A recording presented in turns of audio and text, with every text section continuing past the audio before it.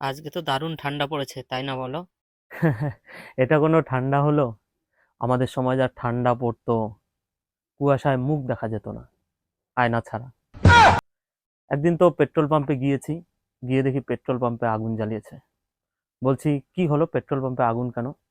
বলছে পেট্রোল জমে গিয়েছে ঠান্ডায়, আগুন দিয়ে পেট্রোল গলাতে হচ্ছে, এত ঠান্ডা পড়তো। পাশের বাড়ি এক মামা তো পুকুরের পাশে কম্বল পেতে দিয়েছে। বলছে, মামা কেন কম্বল পেতেছো? বলছে, ঠান্ডায় মাছ পুকুরে থাকতে পারছে না, সব উপরে উঠে এসে কম্বলের ভিতর ঢুকছে। এত ঠান্ডায় তবু খালি গায়ে, দুটো ব্ল্যাঙ্কেটের ভেতরে আমি থাকি। সপ্তাহে রবি সোম মঙ্গল বুধ বৃহস্পতি শুক্র শনি বাদে আমি প্রত্যেক দিন স্নান করি। হ্যাঁ গো, খাবারটা একটু চামচ দিয়ে খাইয়ে দাও। যা ঠান্ডা পড়েছে, হাত টাত বাইরে বের করা